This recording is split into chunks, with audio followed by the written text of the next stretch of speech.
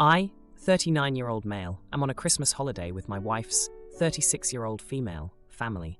I have a dairy allergy, which means I can't eat butter, milk, yogurt, or cheese.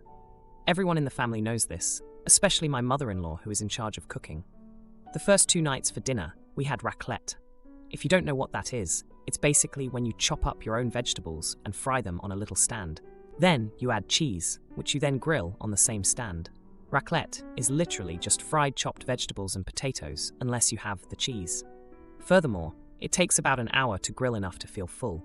Okay though, I made it through that. I just had extra nuts and chocolate. It's Christmas after all. So on day 3, we were supposed to have a more substantial meal with mashed potatoes. However, my mother-in-law forgot about my allergy and put butter and milk in them. Instead of telling me and saying sorry, she assigned this guy, my wife's sister's partner, who is known to be extremely unreliable and depressed, to make a dairy-free mash. He boiled some potatoes and blended them, making a watery potato-only soup consistency broth. This was served on the table in a saucepan with the rest of the meal that I could have. I asked for a bowl and poured out a portion of the potatoes, and then offered it around to others.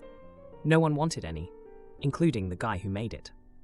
This was the point at which I just had enough and got seriously angry inside.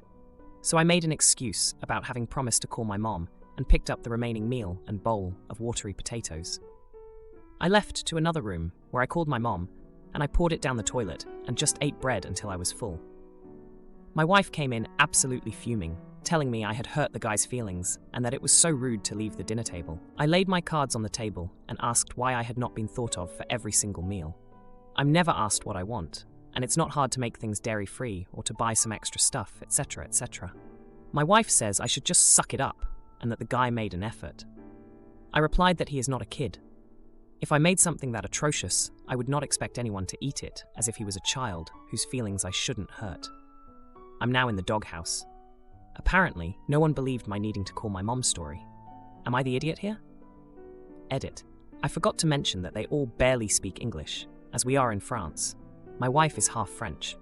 This might explain why I'm not involved in meal discussions. Edit 2. It's not really possible for me to cook my own food in this situation. It's hard to explain, but my mother-in-law and that side of the family are the cooks. We don't really get any input, and when we offer to help, we are turned down. Edit 3. My mother-in-law has known me for 5 years and knows about my intolerance. She is just forgetting about me, which is okay. It happens. I got mad because they served me something basically inedible and acted like nothing was wrong instead of just saying sorry and getting me bread. Edit 4. A lot of people want to know what else was there. We had a portion of fried pork, and there was a saucepan of cabbage. There was no bread, so, without the potatoes, the meal was just pork and cabbage. 5. It's a cow's milk intolerance, meaning lactate doesn't work. Edit 6. Lots of people are still saying I should fix my own meals or go to the shops and get my own supplies. This is not really a polite thing in this situation. Otherwise, I would 100% do that. You have to trust me on this one that it was not an option, and it would cause more offense if I offered to do that. Reading the balance, it's quite a mixture. I think I handled the situation poorly, but I don't know what the correct plan of action would be without having to A. publicly reject eating it and offending my mother-in-law and the other guy, or B. pretend to like it and potentially be forced to eat an entire pan of it. I would have taken option B if potentially any of the others at the table had decided to try it, but it just felt humiliating, as everyone could see how bad it was, and it would be obvious that I was faking enjoyment. I think if I had better social skills, I could have maybe joked my way through. Perhaps it wouldn't have been humiliating to fake enjoyment, and I could have just raised my eyebrows at everyone to let them know I was just being polite. Final update. We just had breakfast. I apologized for leaving the table and doubled down on my mom phone call excuse. I had promised a certain time, yada yada, and said it had nothing to do with the meal. The guy apologized for messing up the potatoes. I told him they were fine and that I was sorry he thought I left the table because of that. Everyone seems satisfied, but I'm pretty sure everyone knows the real reason I left. I will play some chess with the guy later to mend things further with him. Okay, final edit. I'm slightly shocked by some of the replies. Some of y'all are clearly from a different planet. Yes, it's quite rude to leave dinner halfway through. And yes, it's quite rude to serve someone food they wouldn't want to eat, but neither is actually as terrible as some of you seem to think. Everyone makes mistakes from time to time, and sometimes there is a bit of drama. Everyone is friends now and has forgotten the incident. It was just an unfortunate situation where I didn't have a good out. Now, for a few comments before the update. Comment 1. Not the idiot. I'm a fiend for gluten and dairy, but I was making a holiday feast this year with a friend who cannot eat either. Really was not that hard to skip making gluten things and not use any butter. I just made smashed potatoes instead of mashed. Get some small potatoes, boil until soft, smash on a baking sheet with olive oil and bake until crispy, because they sounded tasty and were something that worked for everyone. I think part of being a good host is making sure everyone is really included in the meal. Comment 2. If cheese was the only thing not included in your portion of raclette, why are you upset with that meal? Also, I get not wanting to eat watery mashed potatoes, but you are nearly 40. Are there no dishes you can contribute to dinner that you know you can eat? You are acting like a little kid throwing tantrums, rather than managing your food needs. Make some suggestions. Cook. Talk to the folks cooking to ask what the plans are, and if it's a light dinner, you can plan to supplement. Now for the update. Hey everyone, thanks for all the comments on my last post. I really appreciated the support and advice. Well, buckle up, because the past 3 days have been a roller coaster. After the mashed potato incident, things seemed to calm down. We had a quiet breakfast the next morning, and I thought the drama was behind us. But boy, was I wrong. That evening, my mother-in-law announced she was making a traditional French dish for dinner. I was hopeful she'd remember my allergy this time. She didn't. The dish was a creamy chicken casserole, loaded with butter and cream. When I saw it, my heart sank. I could feel the tension at the table as everyone else dug in. My wife gave me a look that said, "Please, not again." I tried to keep my cool, but inside I was fuming. I ended up just nibbling on some bread and vegetables, trying to appear unbothered. The next day, my wife's sister and her partner, the same guy who made the watery potatoes, got into a huge fight. It turns out he had been feeling underappreciated, and my reaction to his cooking attempt was the last straw. He packed his bags and left, leaving everyone in shock. My wife's sister was in tears, and somehow I became the scapegoat for their relationship problems. That evening, my wife confronted me. She said I had been selfish and inconsiderate, and that my actions had consequences. I tried to explain that I was just frustrated with being constantly overlooked, but she wasn't having any of it. We went to bed angry, and I felt more isolated than ever. The following day, my mother-in-law pulled me aside. She apologized for forgetting about my allergy again and promised to make it up to me. She spent the whole afternoon preparing a special dairy-free meal just for me. It was a kind gesture, but the damage was done. The atmosphere at dinner was strained, and I could tell everyone was walking on eggshells around me. To make matters worse, my wife's sister returned from a walk with a shocking revelation. She had found out that her partner had been secretly dealing with depression and anxiety, and my reaction to the mashed potatoes had pushed him over the edge. She blamed me for not being more understanding and for adding to his stress. I was stunned. I had no idea he was struggling with mental health issues. I felt guilty and ashamed for my part in his departure. I tried to reach out to him, but he wouldn't take my calls. The rest of the trip was tense and uncomfortable. I felt like an outsider in my own family. My wife and I barely spoke, and I could tell that her family blamed me for the turmoil. It was a relief when the trip finally ended, and we headed home. Now for the next story. I, 36-year-old female, and my husband, 35-year-old male, host Christmas for the family every year. My family is Church of England. None of us are the type to force our beliefs on anyone else. Other people have different beliefs, and it is incredibly rude and pointless to disregard that. However, my sister, 32-year-old female, is an atheist and doesn't want religion to be a part of her or her children's lives. We sometimes bicker about this, as she doesn't want me to practice my religion in front of her, for example. At meals with her, I will still say grace, but she gets annoyed at me doing that in front of her kids, despite the fact that I never ask them to do it with me. Edit. This is any time I might be eating a meal when she is present. It could be at a restaurant, it could be at a third party's home, it could be in my own home. When I say grace at her home, it is in my head, although I still bow my head and hold my hands together as usual. When I say grace during any of the other occasions, it is the same as how I always do it, quietly and for myself, not for anyone else in the room. End of edit. Anyway, Christmas is a very important event for my family, and my husband and I always host it, as we have the biggest house and can accommodate all the guests. My family always stays over for the week surrounding, because I don't live near any of them. My sister was previously always invited, and she'd come with her kids in the afternoon, after we'd all been to church for the present giving and receiving, and then she'd stay for Christmas dinner. However, she always has a problem with everyone saying grace or singing carols together.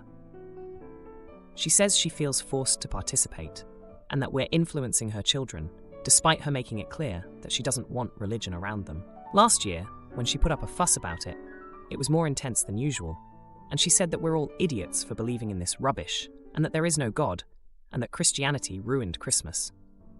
While I know that a lot of the traditions are pagan, what Christmas celebrates is directly tied to Christianity, so I'm not sure what she was on about then.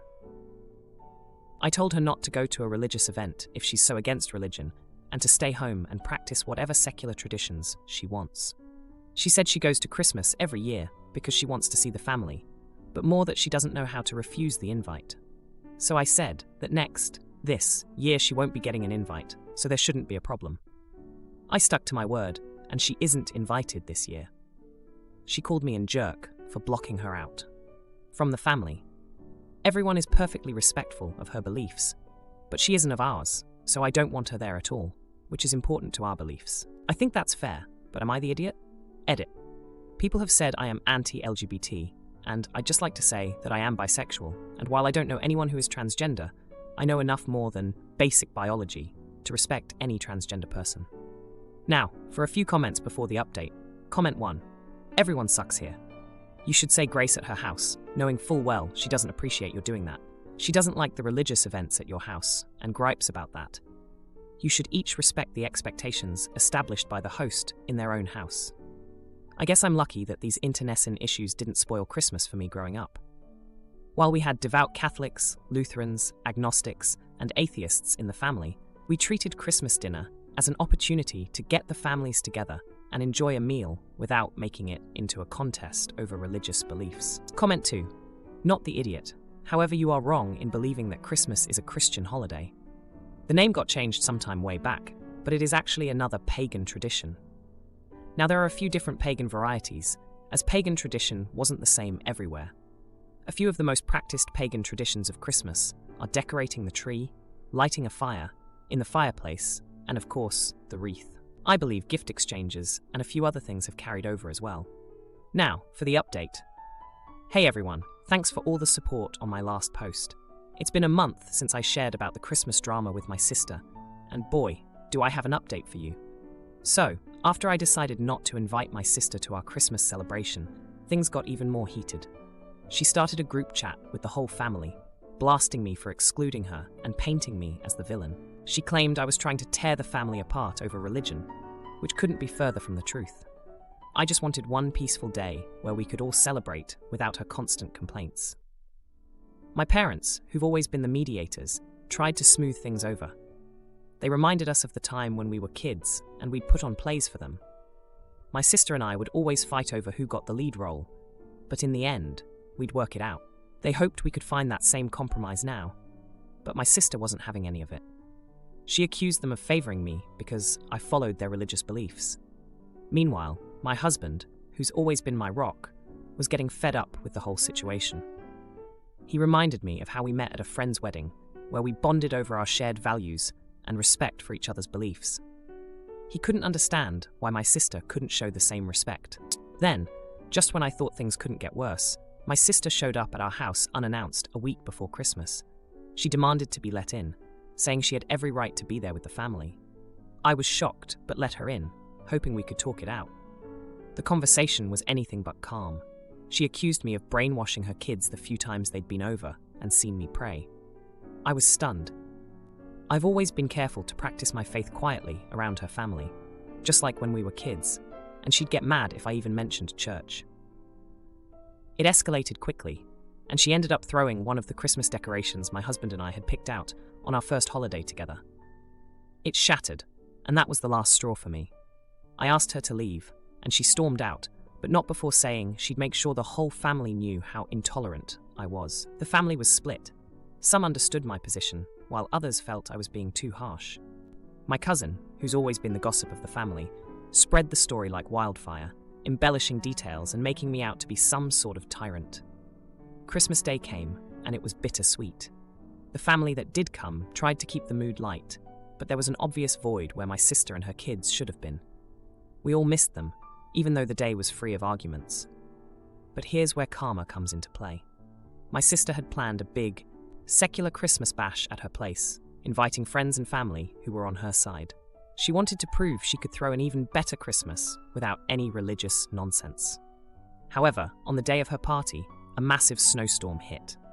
Roads were closed, and nobody could make it to her place. She was left alone with all the food and decorations she'd put so much effort into. She posted pictures online, trying to make the best of it, but you could see the disappointment in her eyes. Meanwhile, our quiet Christmas ended up being one of the most heartfelt ones we've ever had. Everyone shared stories of past holidays, and we all realized how much we valued our time together, regardless of our beliefs. As for my sister, she hasn't spoken to me since, but I heard from my aunt that she spent the night of her failed party looking through old family Christmas photos, possibly reminiscing about better times. Now, for the next story. I, 26-year-old female, spent December 22nd to 26th with my boyfriend's, Luke, family, staying at his parents' house along with his sister, her husband, and their kids. It was a long few days, to say the least. It's very cramped quarters, 3 bedrooms, 1 full bathroom, and very different from my own family's Christmas. Luke's family, especially his mother, are not my biggest fans, which is totally fair, as we're all very different. His niece and nephew are unruly, they eat food that I don't, and overall, it wasn't what I would call a good time. Nevertheless, I went to Christmas at Luke's request, and tried my best to make sure I wasn't a burden or embarrassment to Luke while he spent time with his family. Today, we left to go home, and tomorrow, I will be going to see my mother for a few days before returning for New Year's, when Luke and I will be attending my friend's party. The party is a black tie event that Luke is not looking forward to, as he doesn't know or like anyone going besides me. In the car on the way home, he joked that he really wasn't looking forward to going. I joked back that I made a sacrifice going to his family for Christmas, so now it was his turn, and at least the party was only a few hours. Luke got offended that I said seeing his family was a sacrifice, and asked if I really meant that. I said yes, I did.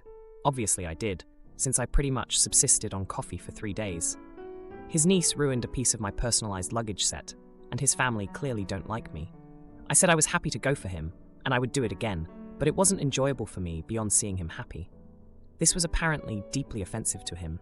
As he said, he felt like he had a nice family Christmas, and now that he knew I was pretending the whole time, I had ruined the memories. I'm a bit confused as to how he would think I legitimately enjoyed being cold, hungry, and having no privacy for days on end, and not being with my family for Christmas. But either way, it was a choice I was happy to make for him, and it's not the end of the world. I don't see how I'm the jerk for pointing out, humorously and with no malice, that I made a sacrifice for Luke. But he's been cold to me since I said it. Am I missing something here? Edit. It won't let me comment since this is a new account. Don't have the karma. So for everyone asking about the food, why I mostly had coffee, I didn't want to seem like a jerk for buying and cooking my own food while there. Luke and I went to the store, and I got a few snacks that I didn't need to keep in the kitchen, so as not to offend his family. But obviously, I couldn't be eating those all the time. So at breakfast, I had coffee. For lunch, I had another coffee/snack. And for dinner, I just ate what I could of whatever they were having, normally a bit of the side dishes. I thought it would come across as really rude to buy and then use their kitchen to cook myself a whole separate meal. Now, for a few comments before the update. Comment 1. Not the idiot. Not even a little bit. You're obviously either a great actor or your boyfriend is oblivious. Either way, good on you for sticking it out. I highly recommend getting your own place when visiting people, particularly in-laws. As a general rule, I do not like staying with other people in their homes. There are certain daily routines that just do not benefit from additional people in a space. Comment 2.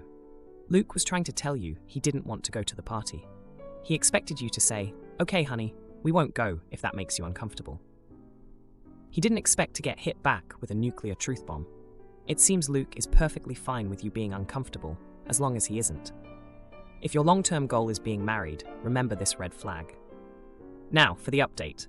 Hey everyone, thanks for all the comments on my last post. I really appreciated the support and advice. So a lot has happened in the past 3 days, and I'm still trying to wrap my head around it all.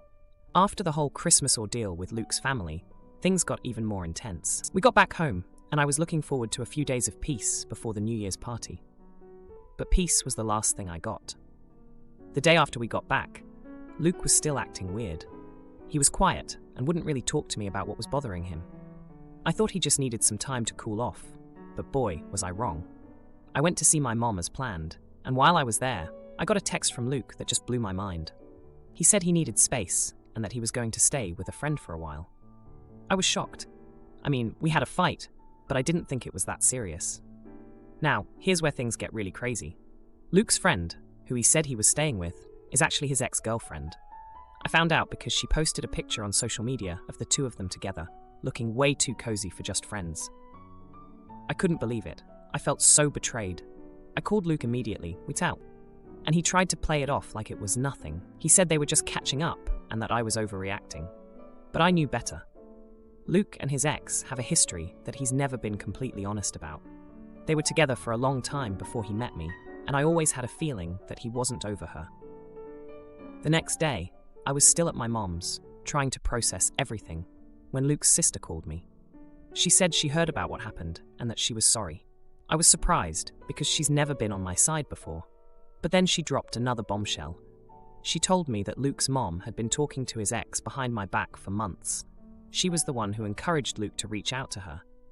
I couldn't believe it. His own mother was plotting against me. It all made sense now. The coldness from his family, the way they treated me, it was all because they wanted him back with his ex. I was furious. I felt like such a fool for trying so hard to fit in with his family when they clearly didn't want me there. And Luke, I couldn't even look at him the same way anymore. How could he do this to me? How could he let his family meddle in our relationship like that? I confronted Luke about it, and we had a huge fight. He admitted that his mom had been talking to his ex, but he said he didn't think it was a big deal. He said he was just confused and needed to figure things out. But I wasn't buying it. It was clear to me that he had been lying to me for a long time. The next day, which was the day of the New Year's party, I was a mess. I didn't know what to do. I didn't want to go to the party alone, but I also didn't want to stay home and sulk. In the end, I decided to go to the party by myself. I figured it would be better than sitting around feeling sorry for myself. The party was awkward without Luke, but my friends were there for me. They could tell something was wrong, and I ended up telling them everything. They were just as shocked as I was. They couldn't believe Luke would do something like that. As the night went on, I started to feel a little better. I realized that I didn't need Luke or his toxic family. I was better off without them. I danced, I laughed, and for the first time in days, I felt like myself again. But then, just when I thought the night couldn't get any more dramatic, Luke showed up at the party. He tried to talk to me, but I wasn't having it. I told him I knew everything and that it was over between us. He looked devastated, but I didn't care. He had made his choice, and now he had to live with it. If you liked this video, you'll probably like these too. Also, while you're here, please consider subscribing. It's your support that keeps this channel alive and allows me to make better and longer videos. Have a great day.